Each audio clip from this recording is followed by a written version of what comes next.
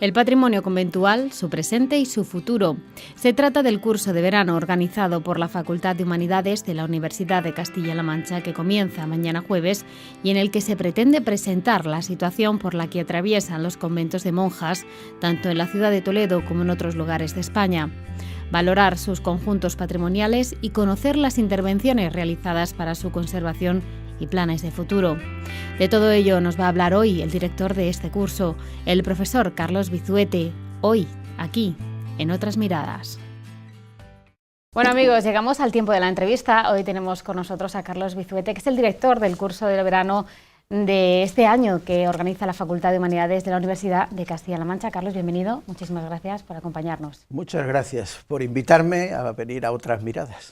Bueno, el curso de verano que se celebra mañana jueves y el viernes y que trata del patrimonio conventual presente y futuro. Sí, es un curso de verano que está en el programa de actividades de cursos de verano que organiza el Vicerrectorado tiene un nombre muy largo, extensión, cultura, deporte y no sé qué, que está en Cuenca, que es quien coordina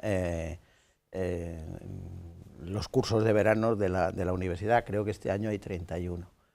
Y uno de ellos es este que propusimos desde la Facultad de Humanidades de Toledo para celebrarse precisamente mañana y pasado en nuestra facultad. Entonces, cuando haces la propuesta, presentas un proyecto, un programa, un presupuesto y la resolución fue favorable y por lo tanto empezamos a trabajar a partir del mes de marzo para ir ajustando esa propuesta inicial.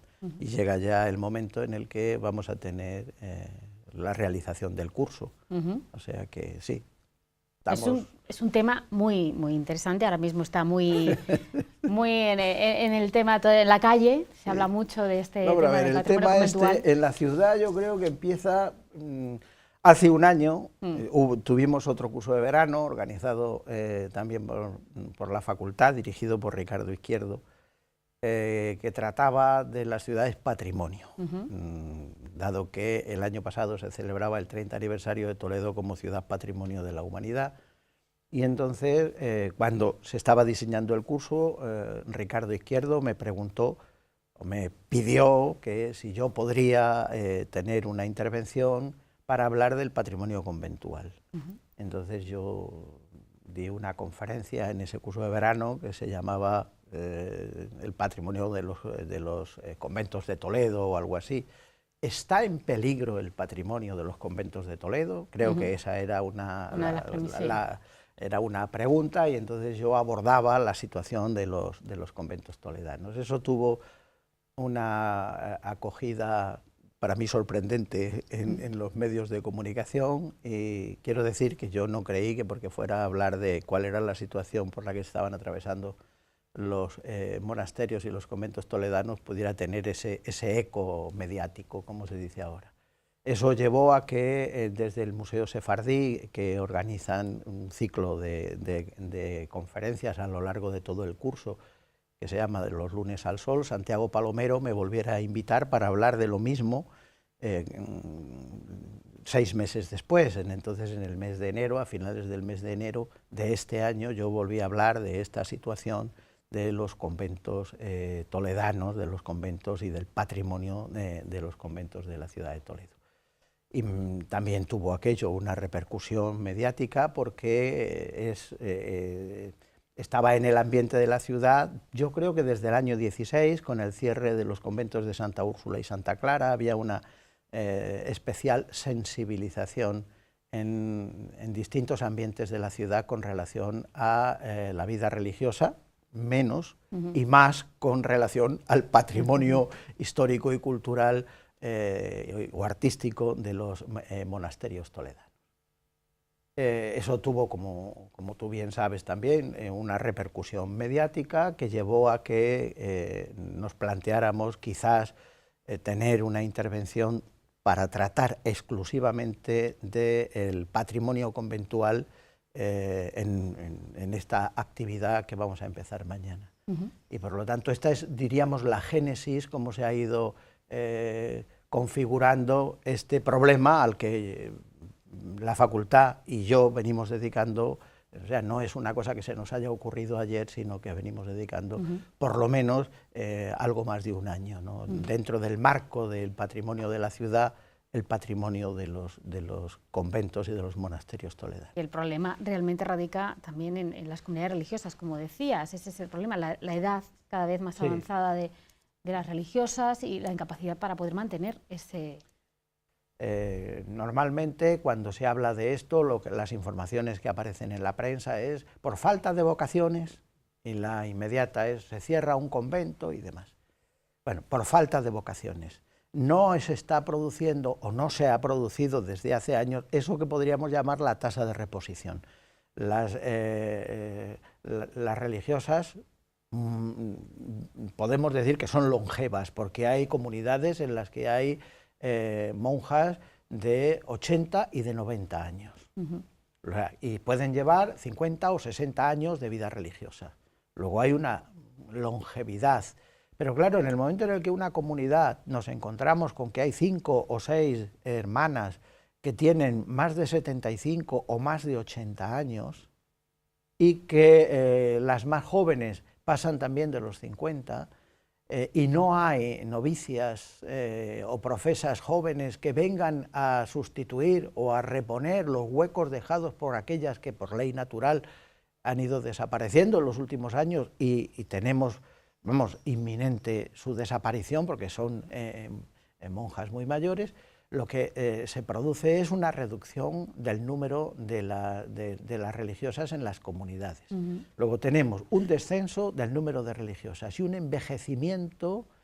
Yo creo que hoy es quizás el problema más importante, un envejecimiento terrible de las comunidades, de tal forma que en algunos casos se encuentran con dificultades para poder llevar a cabo lo que sería una vida comunitaria normal, porque si es necesaria la atención de algunas de ellas que se encuentran impedidas, pues tú dime a mí cuál es el futuro, ¿no?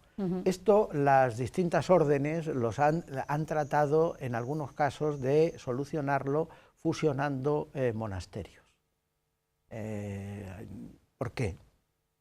Sería más fácil atender en un solo lugar a 10 monjas que se encuentran en condiciones de necesitar asistencia que tener 2 centros distintos con 5 cada una.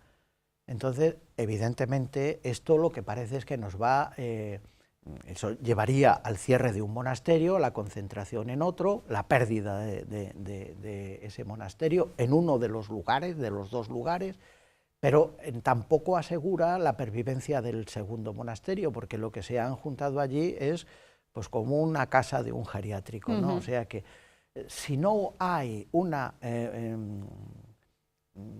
si no se suscitan vocaciones, y si no ingresan jóvenes en estos monasterios, lo que vamos es caminando inexorablemente a la desaparición de algunos, de muchos, no sé cuántos de estos monasterios que hoy vemos.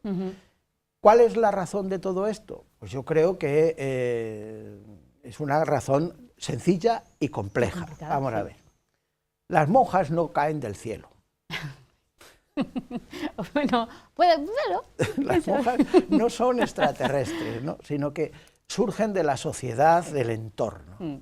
Entonces, si nuestra sociedad hoy no aprecia la vida religiosa. Yo creo que ha habido un cambio.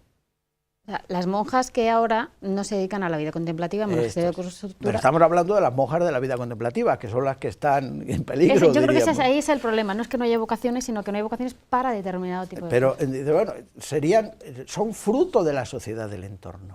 Entonces, si no hay aprecio por la vida contemplativa, pues no voy a decir, no se suscitan vocaciones. Dios sigue llamando, pero quizás o no se escucha o no se responde.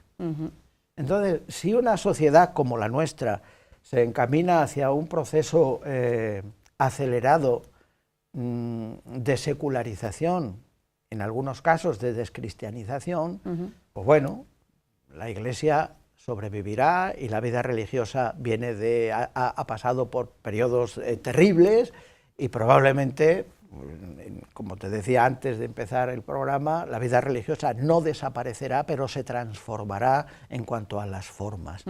Entonces, el momento presente para la mayor parte de los monasterios de monjas contemplativas es de estar abocados o estar amenazados por esta crisis de carácter demográfico y por esa falta de respuesta de vocaciones a la llamada del Señor a la vida contemplativa.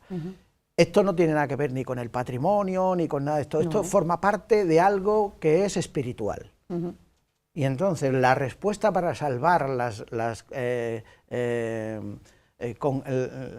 comunidades tiene que tener una respuesta o una solución de carácter espiritual.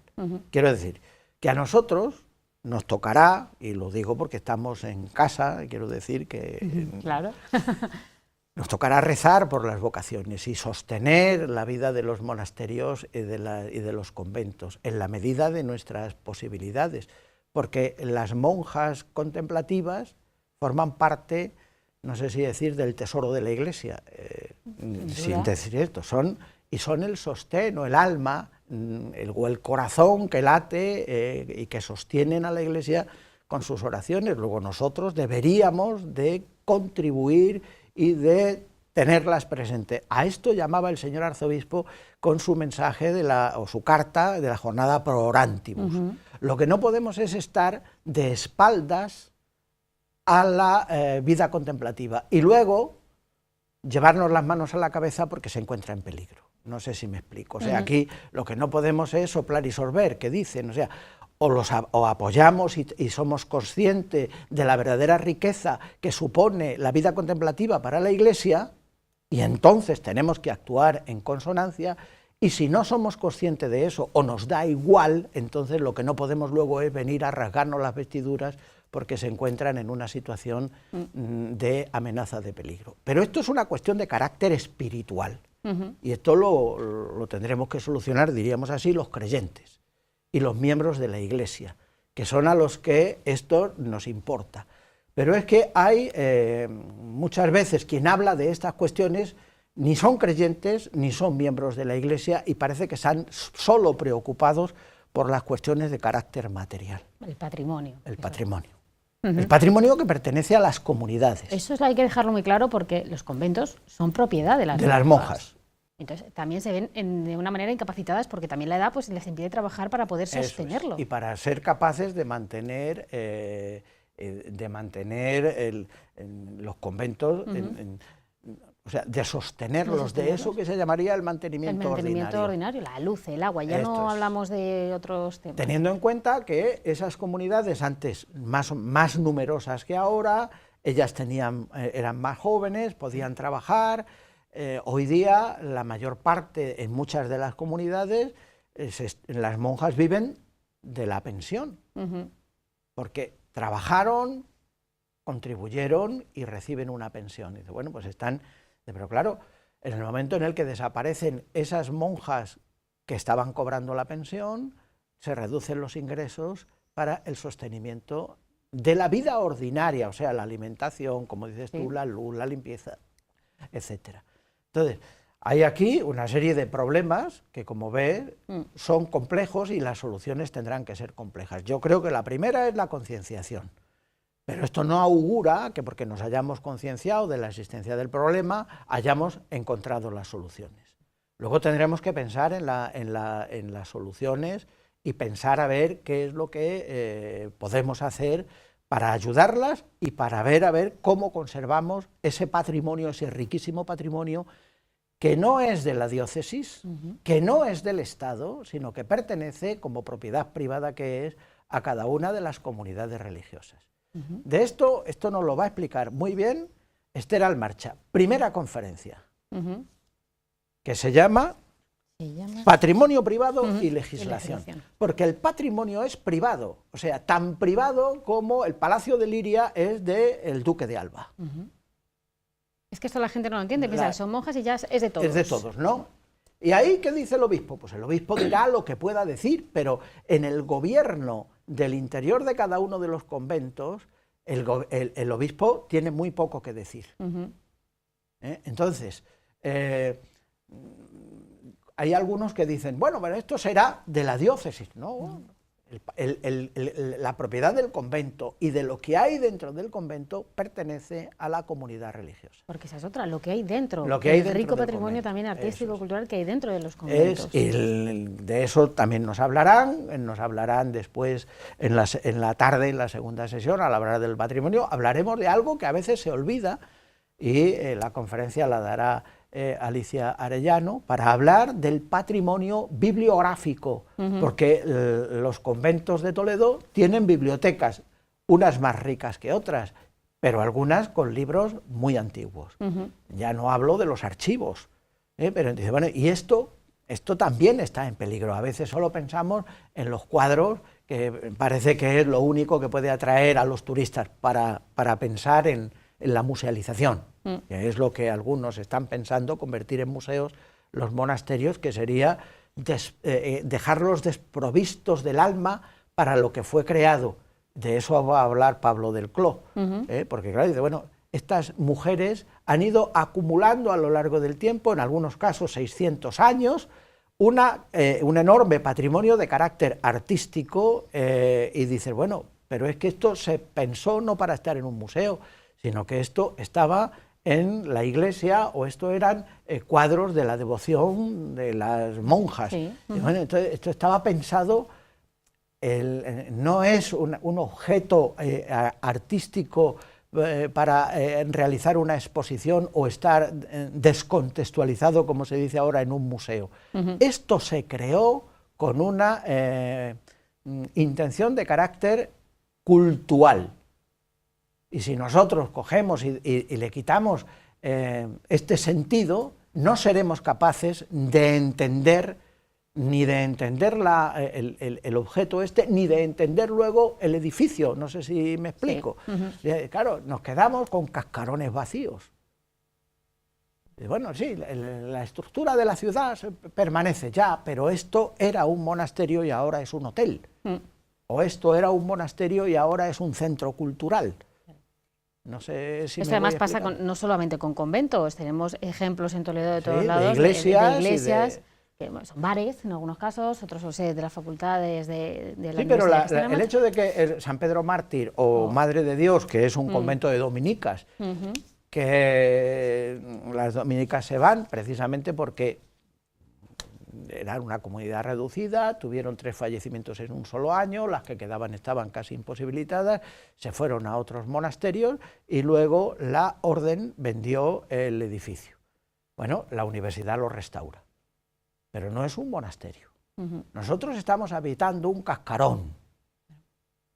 Por mucho de que en algunas aulas haya pinturas o haya que hayan aparecido, y tal, lo que nosotros habitamos, paseamos por unos claustros que ya no son claustros de un edificio religioso. Fue un antiguo edificio religioso ahora convertido en una facultad. Bueno, sí, hemos conservado la estructura externa y la iglesia ha desaparecido.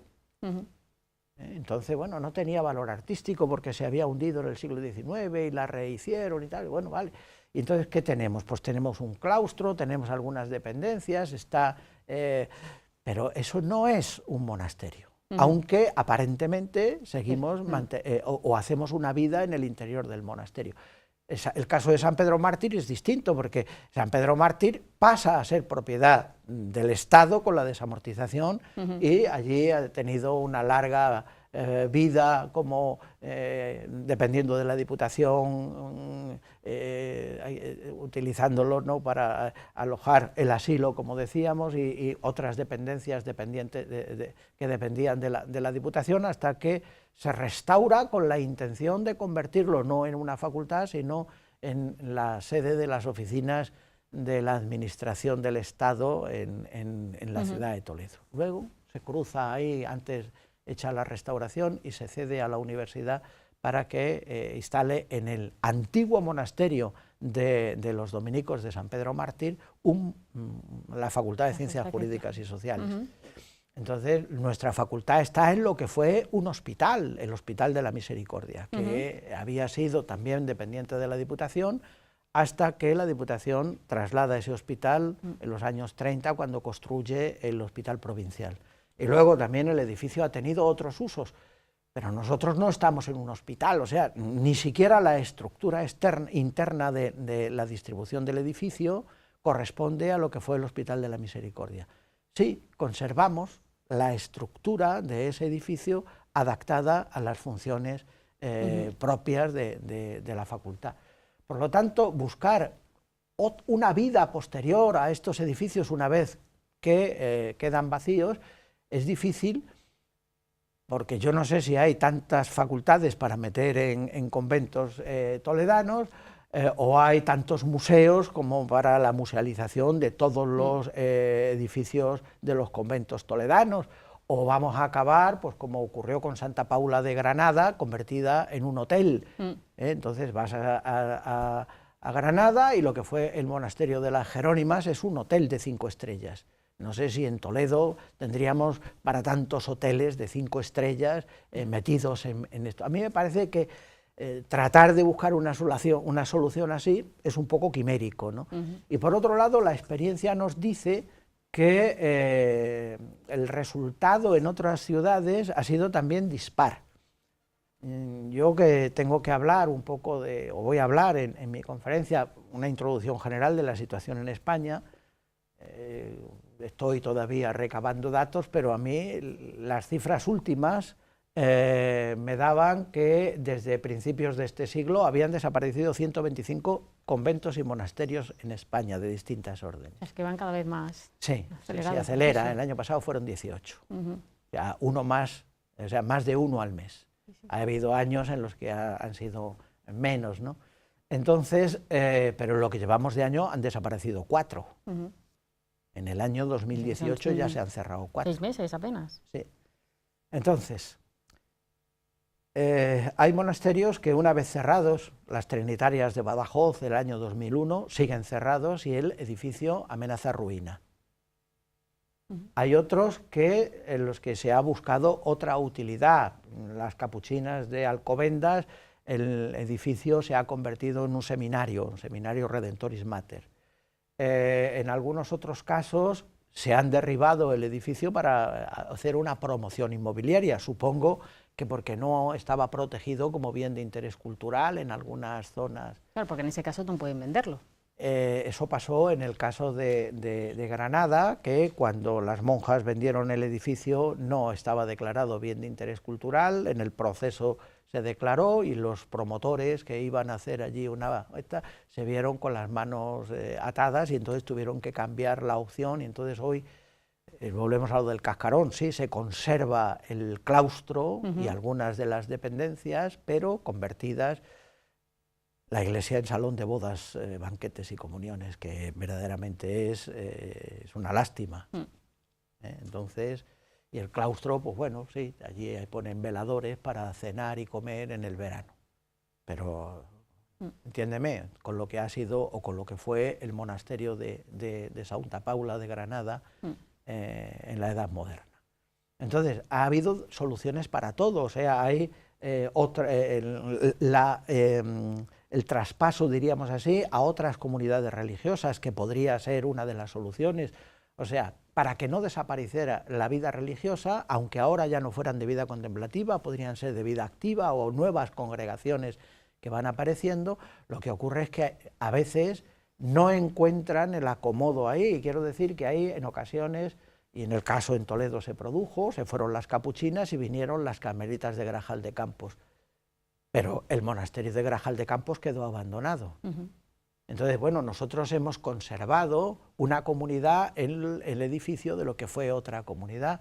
En algunas ocasiones, pues hay otras nuevas órdenes religiosas, congregaciones religiosas europeas, americanas, de los nuevos movimientos que van apareciendo, que se pueden instalar en algunos de estos edificios. Se mantendría una utilización y una conservación del edificio dentro de, diríamos, la misma actividad, una actividad de carácter religioso.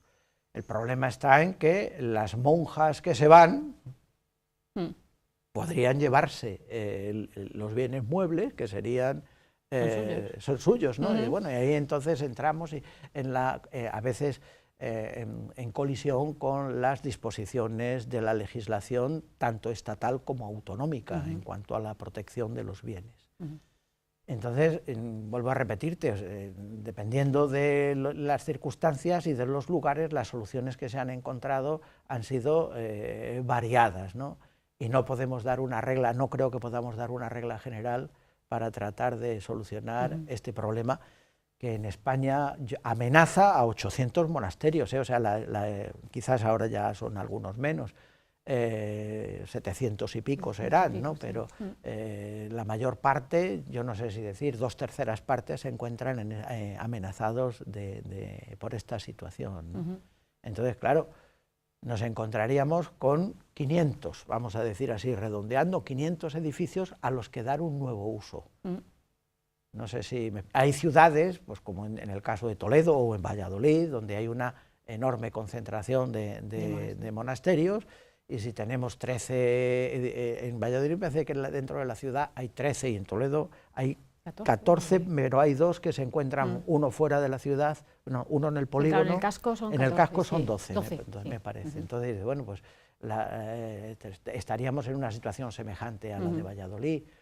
Fíjate que en toda la archidiócesis de Oviedo hay, los conté ayer, me parece que son 11 monasterios, en toda la archidiócesis. Y en la ciudad de Toledo o en Valladolid hay más.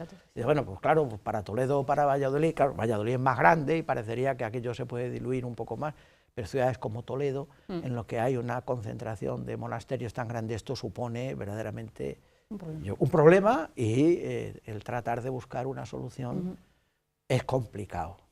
Bueno, don Carlos Vizuete, muchísimas gracias por haber acudido, contarnos un poquito, unas pinceladas de este interesante curso de verano. Y bueno, que seguro que es un éxito y seguro que lo veremos en las portadas de los medios de comunicación. O en las páginas interiores. O en las páginas interiores. Muchas gracias. A ti, Celia. Bueno, amigos, y hasta aquí nuestro programa de hoy. Les esperamos la próxima semana.